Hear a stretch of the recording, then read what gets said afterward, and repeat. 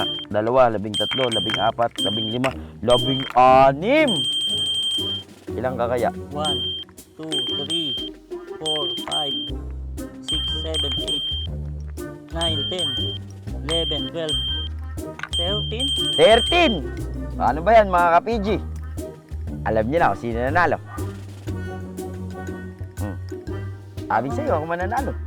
Parang marami na yung nakuha ko kanina. Huh? Hindi mo ba kinuha na to? Hindi, no? Galing-galing ko manghuli, mga ka-PG, no?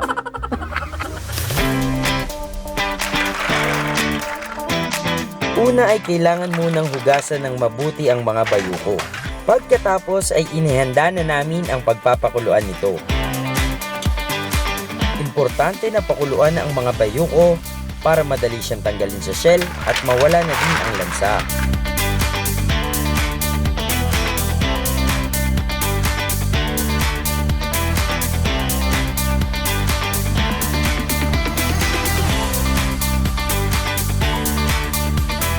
Lagyan ito ng asin at hayaang kumulo sa loob ng 1 oras. Naghiwa na kami ng ibang sangkap habang nag-aantay. Makalipas ang 1 oras ay pwede na nating hanguin ang mga ito sa kawali.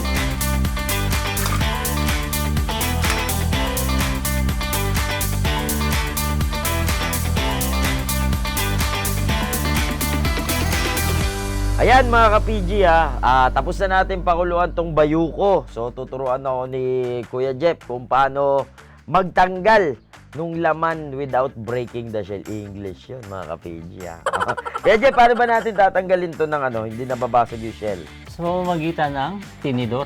Talaga, tinidor. Tutusukan mo lang yung ulo niya, then pull out mo siya. Napakadali. Ganun lang pala. Paano ko malalaman kung ito yung ulo? Saan ko makikita yung ulo? Ito mismo. Ito mismo yung ulo niya. Mga ka-PG, ito yung mismong ulo niya So, sabi ni Kuya Jeff, tusukin ko lang daw ng ganun, tapos hilahin ko. Ang galing Ang galing. That easy. Ang malaki pala to. Oo. Pag pinakuluan mo ng matagal, ganyan kadali lang tanggalin. Tapos, pagkatas nito, anong gagawin ko na Tatanggalin mo dito? yung kinain niya. Ito. So, yan yung mga, ka-PG, parang mga tuyong dahon. Tama ba? Yeah. Ito yung mga Wow, English din yun Kuya Jeff Nakadali lang sa'yo ng konti.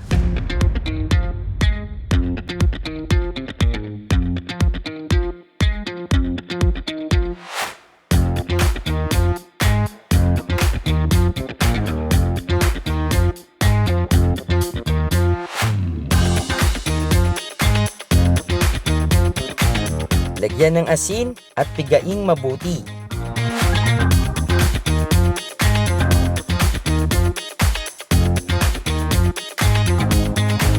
Hugasan at pagkatapos ay maaari na itong hiwain.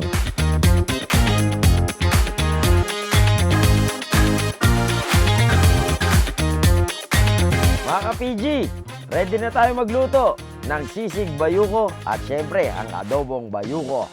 Let's go! Sa mainit na kawali, maglagay ng mantika, bawang, berde at pulang sili, sibuyas, at isunod ang bayuko.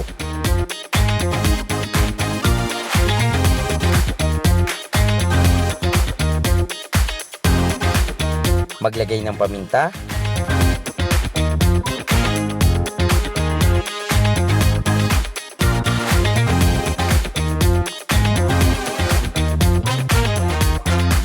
tubig para sa pagpapalambot, toyo, at suka.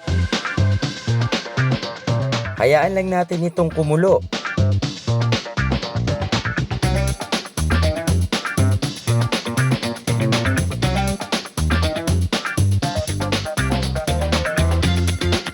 Lagyan ng oyster sauce,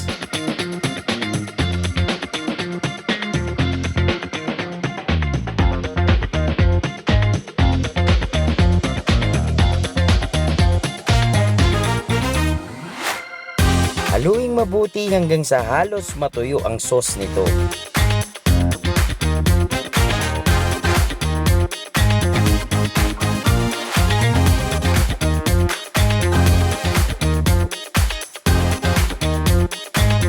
Isahan naman natin ang sisig. Maglagay ng margarine, bawang, pula at berdeng sili, sibuyas. Nagdagdag din kami ng pinakuluang atay ng manok. Lagyan ng konting tubig at isunod ang bayuko. Lagyan ng toyo at paminta.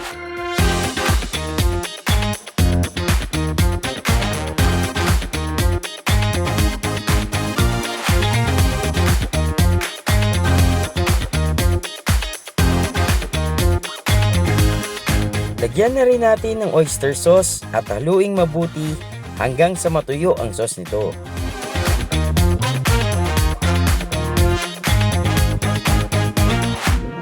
Lagyan ng pula at puting sibuyas.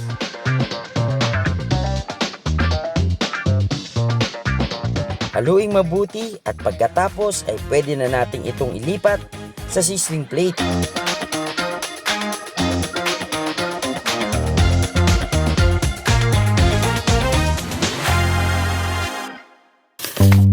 Eto na mga ka-PG, the moment of truth. Siyempre, big thanks muna kay ka-PG Kuya Jeff. Ayan Ito na yung ano natin, bayuko na adobo at the same time, ito yung sisig.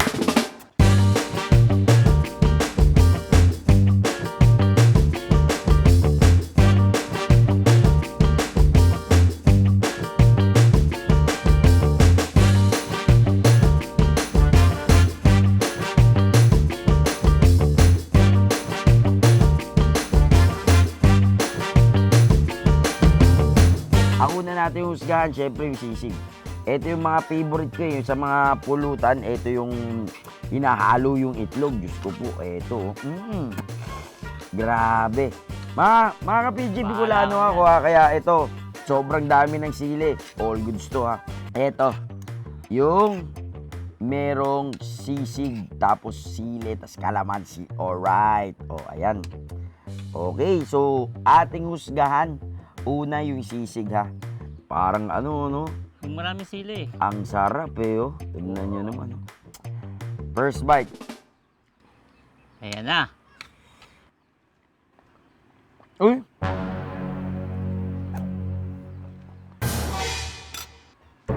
Ano masasabi mo? Hindi ko in-expect yung yung lasa niya kasi para siyang favorite ko kasi yung mga Ang tawag doon, yung gizzard. Gizzard, ano ba sa Tagalog yung Kuya Jeff, yung gizzard? Parang balon-balunan ba yun? Balon-balunan. Favorite ko siya. Tapos, favorite ko rin yung sisig. Ito, mga ka-PG, para siyang gizzard or balon-balunan. Na kumapit talaga yung lasa, tapos para siyang medyo creamy, at the same time, nandun yung anghang. Tapos, nandun din yung sauce, yung sauciness ba? Kumbaga sa sisig, ito yung perfect combination for me. Yung pagkagat mo, hindi siya ganun ka-crispy, hindi din siya ganun kalambot, pero manilamnam. Kaya, grabe. Sarap. Enjoy mo na. Mm. Mm. Mm. Grabe, ang sarap mga ka-PG. Parang akong bumalik sa high school. Mm. Lulunukin ko lang muna mga ka-PG, tapos dako naman tayo dito sa adobo ha. Since nagustuhan ko yun dito yung parang parang gizzard or yung batikulon na tinatawag. Favorite ko yun, lalo sa adobo ha. Ito, husgahan ko. Kuya Jeff, tignan natin kung approve sa atin mga ka-PG ha.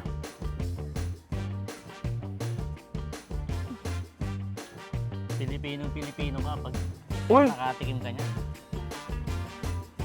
Mas siya no, mas buo yung lasa pagka mas malaki yung tipak or yung hiwa mga ka-PG ha. Eto.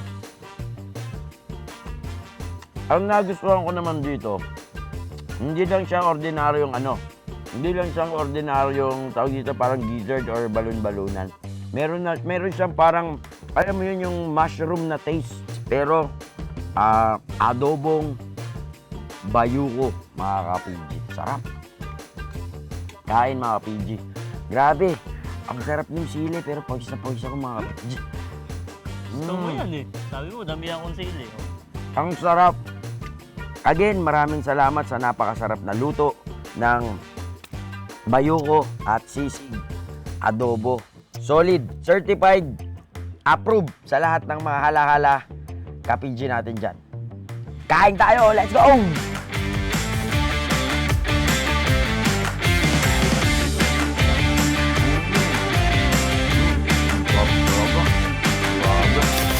Maraming salamat, Barangay Sipsipin ng Hala-Hala Rizal at syempre ang ating certified ka-PG, Kuya Jeff.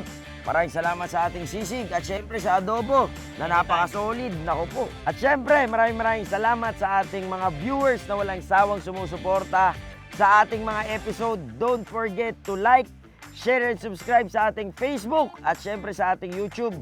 Once again, my name is Marky Bronyoso. Patay, gutom ka ba? Biyahing PG na!